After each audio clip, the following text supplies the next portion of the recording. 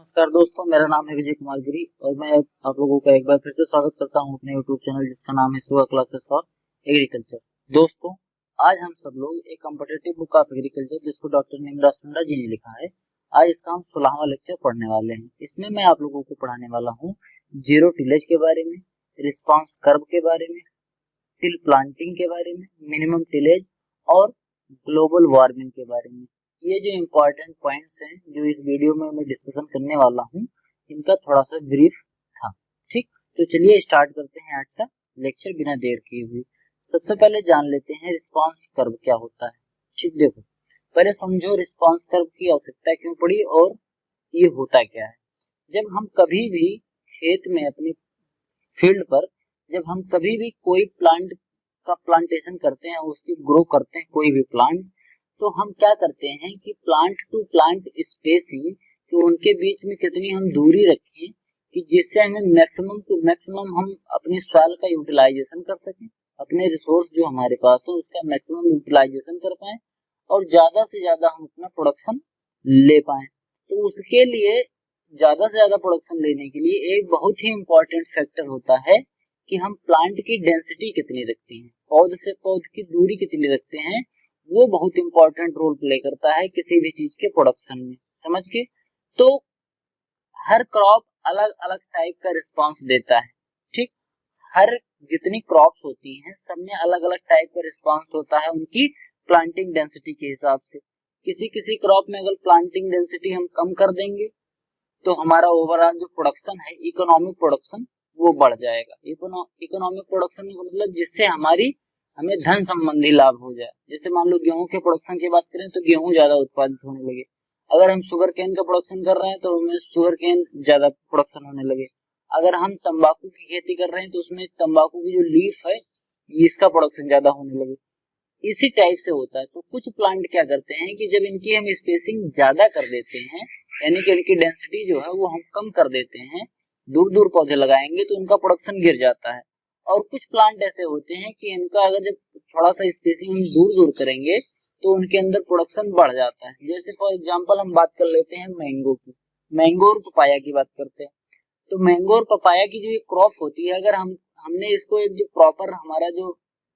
Proper इसकी density है, spacing row to row, plant to plant, अगर मैंने उससे कम कर दिया, उससे हाई डेंसिटी प्लांटिंग कर दी, बहुत पास पास में पौधों को बैठा दिया, प्लांटिंग कर दी, तो क्या होगा कि जो मैंगो की प्लांट है वो सही से डेवलप नहीं होगा। अब जब सही से वो डेवलप नहीं होगा तो उसमें फ्लावरिंग और फ्रूटिंग नहीं आएगा सही से, और आएगा भी तो अगल बगल वाले प्लांट आपस में इतने जिगजैग हो जाएंगे, इतने सघन हो जाएंगे कि वो आपस में आंधी के समय में उनकी डालियां एक दूसरे से टकराएंगी और आम गिर जाएगा। और उनमें न्यूट्रिशन के लिए, वाटर के लिए, एयर के लिए ज्यादा कंपटीशन होगा, जिससे जो हमारा क्वालिटी ऑफ फ्रूट है वो बहुत ही खराब हो जाएगा। ठीक, इसी तरीके से कुछ और भी क्रॉप्स होती हैं जिनकी हम हाई डेंसिटी कर देने पर हम उनका प्रोडक्शन बढ़ा सकते हैं। जैसे पपीता और मैंगो में मैंने बताया कि इसमें लॉस हो सकता है अगर हमने एक ऑप्टिमम से, जैसे ऑप्टिमम स्पेसिंग से अगर हमने और कम स्पेसिंग कर दी, जितनी एक साइंटिफिक होती है कल्टीवेशन करने के लिए, साइंटिफिक कल्टीवेशन करने के लिए जितनी एक ऑप्टिमम स्पेसिंग होती है, अगर हमने उससे कम स्पेसिंग कर दी तो प्लांट की जो फ्रूट प्रोड्यूस करेगा उसकी क्वालिटी बहुत खराब हो जाएगी। इसी तरीके से कुछ ऐसी क्रॉप्स हैं जिनकी हम प्लांटिंग अगर हम कम कर देते हैं, यानी कि प्लांटिंग कम करने का मतलब प्लांटिंग डेंसिटी बढ़ा देते हैं, per hectare number of plant ज्यादा कर देते हैं, तो उससे क्या होगा कि हमारा ओवरऑल जो इकोनॉमिक प्रोडक्शन है वो बढ़ जाएगा। तो इसके बारे में ये थोड़ा सा नॉर्मल व्यू आपने समझ लिया। अब देखते हैं कि ये रिस्पांस कर्व क्या होता है। इसको जो सजेस्ट किया था, ये जो रिस्पांस कर्व ये वर्ड है, इसको हॉलीडे ने दिया था। हॉलीडे ने 1960 में दिया था रिस्पांस कर्व की इस टर्म को। The relationship between plant population और यील्ड।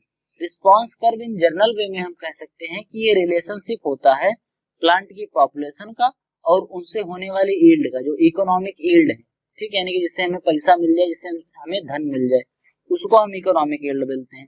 तो प्लांट की पॉपुलेशन और यील्ड में जो हमारी इकोनॉमिक यील्ड हो रही है उस पौधे से, इनके बीच का जो रिलेशनशिप होता है उसी को हम रिस्पांस कर्व के माध्यम से स्टडी करते हैं। अब जो रिस्पॉन्स कर्व होता है वो भिन्न भिन्न पौधों में, डिफरेंट टाइप के प्लांट्स में दो तरीके का पाया जाता है, जिसमें से नंबर 1 है, जो पहला वाला है, एसिम्प्टोटिक रिस्पॉन्स। क्या है? Asymptotic response. एसिम्प्टोटिक रिस्पॉन्स इसमें क्या होता है, और दूसरा क्या है, पैराबोलिक रिस्पॉन्स। अब बात करते हैं इन दोनों के डिटेल में, आगे बढ़ते हैं। क्या है एसिम्प्टोटिक जो रिस्पॉन्स है, इसमें क्या होता है कि when entire dry matter of the economic product, sorry, where entire dry matter is the economic product as in the case of fodder crop or most of dry matter as in tobacco।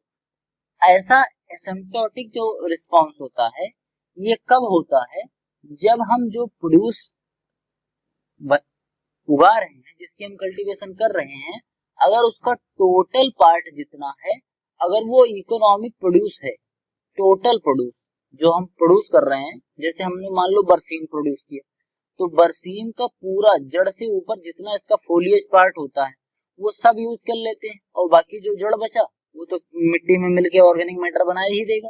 तो foliage, उसके जो fodder crops होती हैं, इनका पूरा part हम use कर लेते हैं, पत्तियां, तना, सब कुछ यूज कर लेते हैं।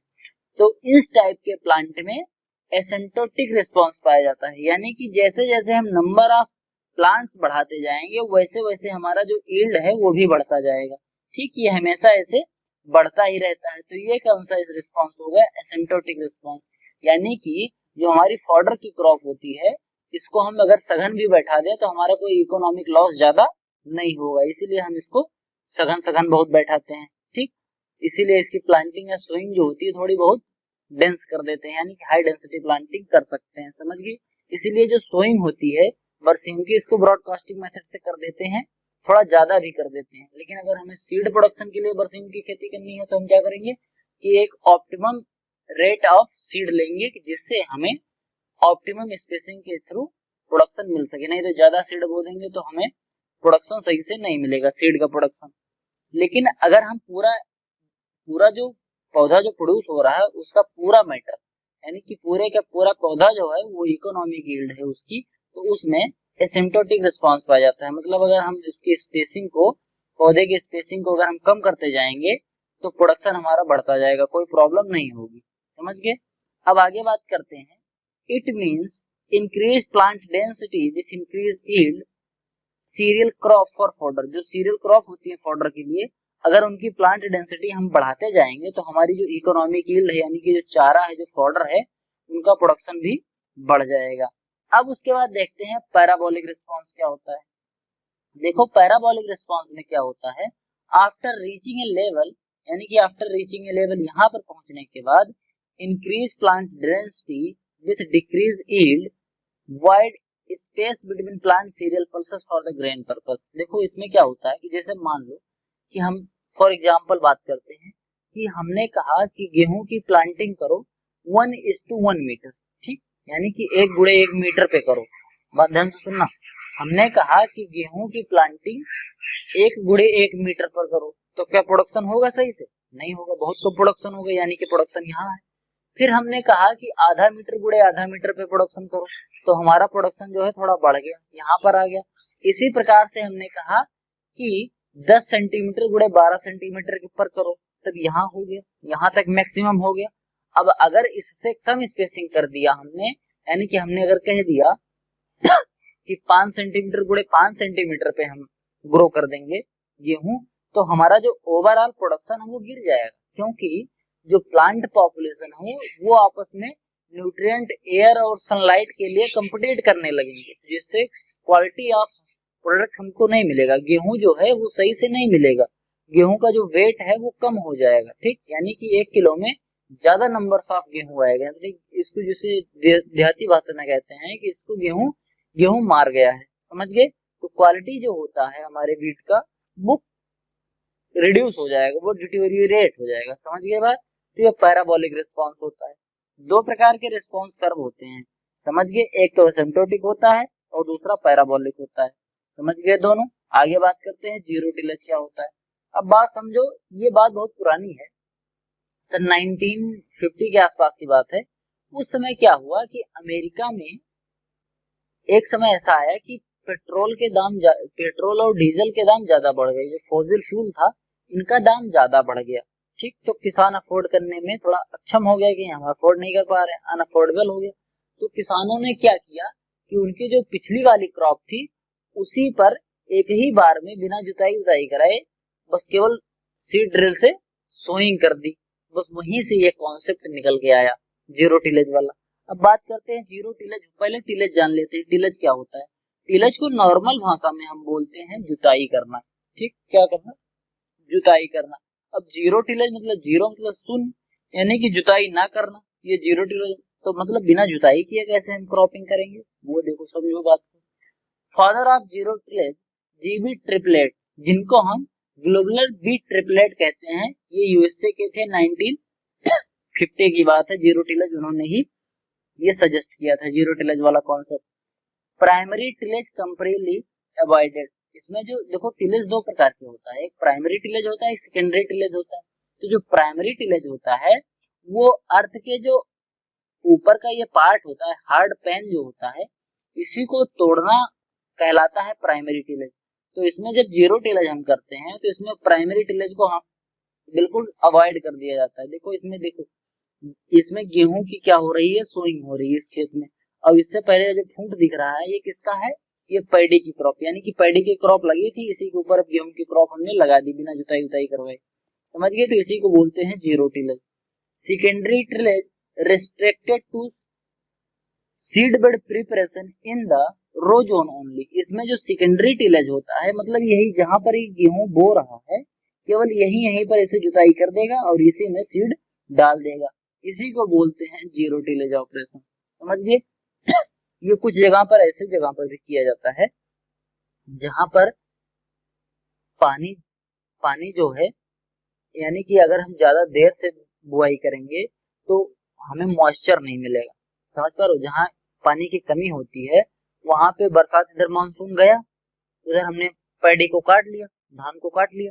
अगर हमने गेहूं बोने में देर कर दिया तो उधर टेम्परेचर हार्श होता जाएगा, मतलब धीरे धीरे ठंडी आती जाएगी और बरसात खत्म हो रही है, तो इस वजह से जो मिट्टी है वो सूखती चली जाएगी, मिट्टी का जो मॉइस्चर है वो कम होता चला जाएगा।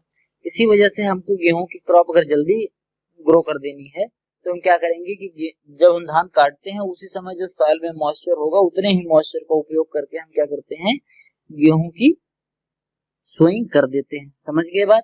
तो इसमें क्या होता है कि रूट जोन के पास केवल जुताई करते हैं। जैसे देखो अब यहाँ पर है, यहाँ पर जो सीड डाल रहा है, यहाँ बीच बीच में देखो यही केवल ये जुताई करके गया है और इसी में सीड डाल दिया और ऊपर से फिर ढक दिया। अब ये बाद में ग्रो हो जाएगा और धीरे धीरे फूट बची है धान की, ये भी सड़ जाएगी। It keep 50 to 100% of residue on soil surface. इसमें क्या होता है कि लगभग 50 से 100% जो पिछली क्रॉप का रेजिड्यू बचा रहता है वो खेत में ही पड़ा रहता है। जैसे इसमें धान के देखो जितना रेजिड्यू है, जो हमारा पैडी था, पैडी ग्रेन धान जो हमारा था वो तो हमने ले लिया, लेकिन उसका जितना भी स्टेम फोलियज जितना पार्ट बचा वो सब इसी खेत में ही रह गया। ठीक, तो इससे क्या होगा कि जब ये खेत में सड़ेगा तो ऑर्गेनिक मैटर भी देगा। समझ गए बात? अब आगे बढ़ते हैं। बिफोर सोइंग हर्बिसाइड, पैराक्वाट या glyphosate are used for weed control. अब चूंकि हमने इसमें टिलेज नहीं किया है, प्राइमरी टिलेज हमने नहीं किया है, तो इसमें बहुत ढेर सारे खरपतवार होने की संभावना भी है।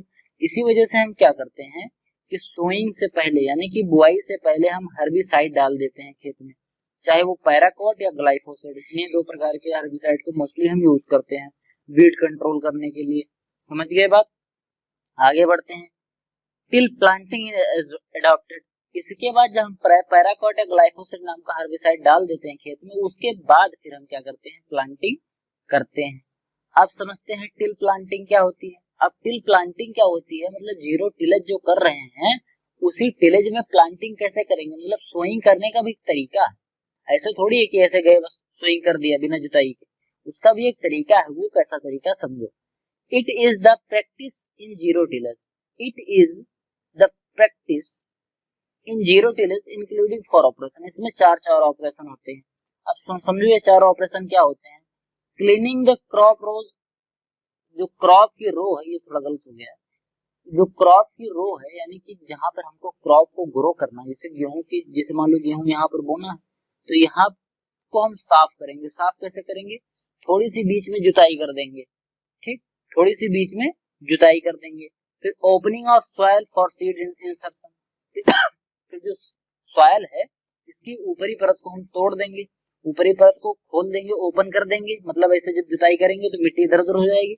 फिर उसी के अंदर हम सीड इंसर्ट कर देंगे, सीड उसके अंदर बुआई कर देंगे, फिर सीड प्लेस कर देंगे और सीड प्लेस करने के बाद क्या कर देंगे? कवर कर देंगे। मतलब बात समझो, इसको शॉर्टकट में हम बोले तो सबसे पहले हम रो को साफ करते हैं, फिर ऊपर हम जुताई करके नाली बनाते हैं, फिर उसमें सीड डालते हैं, उसके बाद ढक देते हैं। यही 4 ऑपरेशन होते हैं।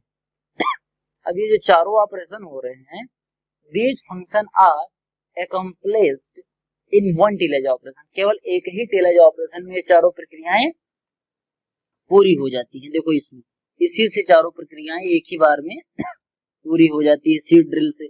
इसी में फर्टिलाइजर सब कुछ इसी में एक ही बार में डाल दिया जाता है, तो इसी को बोलते हैं हम टिल प्लांटिंग। समझ गए बात? अब आगे बात करते हैं मिनिमम टिलेज।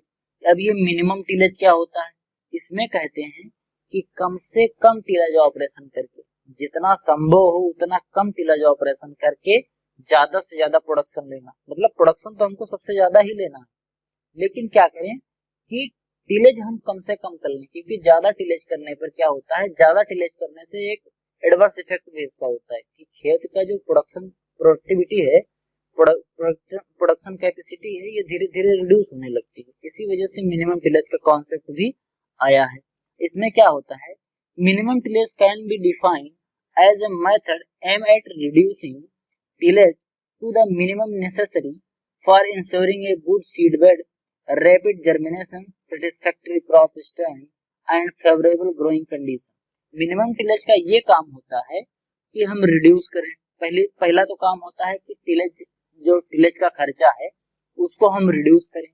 उसके बाद minimum necessary ensuring good seed bed, और जो कम से कम रिक्वायरमेंट है सीड की, सीड के जर्मिनेट करने के लिए, उसके जल्दी से जर्मिनेट करने के लिए, और क्रॉप को सेटिस्फैक्टरी स्टैंड करने के लिए, और उसके बाद फेवरेबल उसके ग्रोइंग कंडीशन के लिए, मतलब आसानी से वो ग्रो कर जाए बिना बवाल किए, ठीक, बिना कुछ प्रॉब्लम हुए क्रॉप ग्रो कर जाए। केवल उतनी ही हम टिलेज करें, बहुत ज्यादा टिलेज नहीं करें। तो इसको हम किस में करते हैं? मिनिमम टिलेज टाइप कल्टीवेशन में करते हैं। ये भी जो स्टार्ट हुआ था 1974 में यूएसए में स्टार्ट हुआ था। Started in USA because of high cost of tillage due to rise in the oil price. Oil price जब राइज हुआ था तो उसी समय ये भी आया था। समझ गए? मतलब वो जो जीरो टिलेज था और ये मिनिमम टिलेज था, ये दोनों एक दूसरे से इंटर रिलेटेड थे। जीरो टिलेज में क्या होता था कि हम प्राइमरी टिलेज को पूरा अवॉइड कर देते थे, और इसमें क्या करते हैं कि मतलब कम से कम टिलेज करो जिससे हम कायदे से इसका प्रोडक्शन ले पाए। तो समझ गए? तो ये दोनों चीजें कहाँ से निकल के आई थी? दोनों चीजें एक ही जगह से निकल के आई थी कि जो राइस हो रहा था प्राइस पेट्रोल का, उसी की वजह से निकल के आ रही थी। समझ गए दोनों चीजें? तो इसमें भी वही कारण था मेन टिलेज ऑपरेशन का, और उसमें भी वही कारण था, लेकिन जो हमें बुक में मिलता है वो मिनिमम टिलेज पर ही मिलता है। बाकी जो जीरो टिलेज था उसका भी यही कारण था, इसी वजह से वो भी आया था। समझ गए बात? अब आगे बात करते हैं। अगली पॉइंट जो है हमारी वो है tillage operation is done only for seed bed preparation. इसमें जो टिलेज ऑपरेशन है मिनिमम टिलेज में केवल इसी वजह से करते हैं कि सीड बेड हमारा सही से प्रिपेयर हो जाए। उसके बाद कि 30 to 50% of crop residue on soil surface, उसमें 50 से 100% रहता था, इसमें 30 से 50% जो क्रॉप रेजिड्यू है वो सॉइल सरफेस पे ही पड़ा रहता है। It improve soil condition due to in situ decomposition of plant residue. इससे जो क्रॉप सॉइल की कंडीशन है वो भी इम्प्रूव होती है, क्योंकि जो हमारा पुरानी वाली क्रॉप है उस पुरानी क्रॉप के रेजिड्यू अभी खेत में पड़े हैं और वो उसी में डिकम्पोज हो जाएंगे, जिससे ऑर्गेनिक मैटर भी खेत में बढ़ेगा। उसके बाद weed control can be done by herbicide. इसमें जो वीड कंट्रोल है इसको हर्बिसाइड के द्वारा हम कंट्रोल कर सकते हैं। फिर उसके बाद आगे बात आ रही है ग्लोबल वार्मिंग की। एक बहुत ही बर्निंग सा टॉपिक है, बहुत डिटेल में इस समय डिस्कशन किया जा रहा है बहुत जगह पर। ये इस पर थोड़ी एस्से वैसे भी लिखने के लिए आता है, जो कॉम्पिटिटिव एग्जाम होते हैं आईएएस लेवल के, उसमें इस पे ग्लोबल वार्मिंग पे एस्से लिखने को भी आता है। समझ गए? मतलब ये इस समय बहुत ज्यादा इंपॉर्टेंट टॉपिक हो गया है ग्लोबल वार्मिंग। क्योंकि इसी की वजह से इतनी गर्मी होती है, कहीं बाढ़, कहीं सूखा, कभी बहुत ज्यादा ठंडी। ये सब जो प्रॉब्लम्स आ रही हैं ये इसी वजह से आ रही हैं, ग्लोबल वार्मिंग की वजह से। इसको ग्लोबल वार्मिंग को समझते हैं, ये क्या होता है। Surface of the earth is warmest from the sun heat. जो अर्थ की सरफेस है यानी कि जो हमारी धरती है, ये सन की हीट से गर्म होती है। ठीक। Earth absorb most of sun energy. Earth जो है वो सूर्य से आने वाली ज्यादातर एनर्जी को क्या करती है, एब्जॉर्ब कर लेती है। दिन के समय में वो क्या करेगी, जितनी एनर्जी आ रही है सब एब्जॉर्ब कर लेगी, but reflect back some energy in the form of infrared radiation. लेकिन कुछ जो एनर्जी बच जाती है वो क्या करती है, अर्थ बाहर छोड़ देती है, इंफ्रारेड रेडिएशन के रूप में धरती पर आएगा, फिर वहां से कुछ एब्जॉर्ब होगा और कुछ जो बचेगा उसको धरती रिफ्लेक्ट कर देती है। यहीं से प्रॉब्लम शुरू होती है। क्या शुरू होती है कि धरती पे हीट तो आ गई, अगर धरती हीट अपना सब रिफ्लेक्ट कर दे ज्यादा से ज्यादा तो धरती बहुत ज्यादा ठंडी हो जाएगी, और अगर ज्यादा एब्जॉर्ब कर ले, रिफ्लेक्ट कम करे, तो टेम्परेचर बढ़ जाएगा। तो इसी वजह से जो टेम्परेचर बढ़ रहा है, इसमें क्या हो रहा है कि जो सनलाइट आती है उसको धरती एब्जॉर्ब कर लेती है, लेकिन ये रिफ्लेक्ट नहीं हो पाती, फिर से अंतरिक्ष में नहीं जा पाती है, हमारे एनवायरमेंट में ही वो बदकर रह जाता है हीट। समझ गए बात। इसी को हम ग्लोबल वार्मिंग के तहत पढ़ते हैं। अब बात करते हैं ग्रीन हाउस गैसेस क्या होती हैं। देखो समझो, ग्रीन हाउस गैसेस जैसे carbon dioxide 55%, methane 25%, chlorofluorocarbon 11% and nitrogen dioxide 4%। यही 4-5 जो गैसें हैं, यही मेन जो हैं ग्लोबल वार्मिंग के लिए ज्यादा रिस्पॉन्सिबल है। बात समझो ये कैसे रिस्पॉन्सिबल है। ये जो गैसें हैं ये अपने अंदर जो हीट होती है इसको एब्जॉर्ब कर लेती है और रिफ्लेक्ट नहीं करती। तो जैसे मान लो ये धरती है, ठीक, मैंने एक और बना दिया अर्थ की सरफेस, इस पर सनलाइट आई, यहाँ से रिफ्लेक्ट हो गई, ढेर सारी सनलाइट आ रही तो कुछ तो अर्थ एब्जॉर्ब कर ले रही है, अब कुछ रिफ्लेक्ट हो रही है, लेकिन अब जब ये रिफ्लेक्ट होके बाहर जाएगी तो इसको होज कहाँ जाना चाहिए, जो हमारा एनवायरमेंट है, वायुमंडल है, इसके बाहर चला जाना चाहिए। तो जो धरती इसका टेम्परेचर मेंटेन रहेगा। लेकिन होता क्या है, यहाँ बीच में इस एरिया में जो ये सब गैसें हैं, कार्बन डाइऑक्साइड, मीथेन, क्लोरोफ्लोरोकार्बन और नाइट्रोजन डाइऑक्साइड, ये सब गैसें यहाँ जो एनवायरमेंट में हमारे रहती हैं, ये सब क्या कर लेती हैं, एटमॉस्फेयर में जो गैसें हैं ये सब एब्जॉर्ब कर लेती हैं उस हीट को। ठीक, तो ये एब्जॉर्ब कर लेंगी तो गैसें अपने आपस में वो गर्म हो जाएंगी। अब जब गैस गर्म हो जाएगी तो अर्थ सरफेस गर्म हो जाएगी। इसी वजह से हमको उमस भी हम लोगों को ज्यादा होती है। बरसात के समय में तो उमस ज्यादा ही होने लगती है। समझ गए, क्योंकि टेम्परेचर भी ज्यादा होता है और पानी बरसने की वजह से ह्यूमिडिटी भी एनवायरमेंट में ज्यादा होती है। समझ गए। तो इसीलिए जो एवरेज अर्थ का टेम्परेचर, अर्थ का जो एवरेज टेम्परेचर है, इसमें जब राइज आता है, इसमें इंक्रीज आता है, तो उसी को हम ग्लोबल वार्मिंग कहते हैं। ये बिल्कुल एक सिंपल सी डेफिनेशन है इसकी। These gases are present in the atmosphere, transmit the infrared radiation and reflect back to earth। ये क्या करती हैं, जैसे समझो यहाँ से आई, अर्थ पे गई, अर्थ से फिर यहाँ गई, अब ये एब्जॉर्ब कर लेगा, एब्जॉर्ब करके फिर से रिफ्लेक्ट कर देगा धरती के पास, फिर से यहीं वापस आ जाएगी। तो ये ऊपर जो अंतरिक्ष में जाना था, ये अंतरिक्ष में नहीं जाके फिर वापस आ जाएंगी, यहीं से एब्जॉर्ब करके रिफ्लेक्ट करवा देगी। ये गैस इसी गैस के चक्कर में पड़ेगा, फिर यहाँ से रिफ्लेक्ट होकर फिर ये नीचे चला आएगा। समझ गए बात को, इतनी बात समझ में आई। इसी वजह से जब कभी हम ठंडी में सोते हैं रजाई में मुंह ढक के, तो कार्बन डाइऑक्साइड जब ज्यादा हो जाता है रजाई में, तो हमारी सांस भी फूलने लगती है, क्योंकि कार्बन डाइऑक्साइड ज्यादा है, ऑक्सीजन कम मिल रहा है, इस वजह से सांस फूलने लगती है। और अंदर जल्दी से गर्म भी हो जाता है, रजाई जल्दी से गर्म हो जाती है। क्यों? क्योंकि जो कार्बन डाइऑक्साइड अंदर फैल रही है वो हमारे बॉडी से जो हीट निकल रही है उसको बाहर नहीं जाने देता, वो अंदर ही रिफ्लेक्ट कर देता है कार्बन डाइऑक्साइड होने की वजह से, इसीलिए जल्दी से रजाई गर्म भी हो जाती है जब हम मुंह ढककर सोते हैं। अब बात करते हैं, this reflected energy falls on the earth surface and keep it warmer.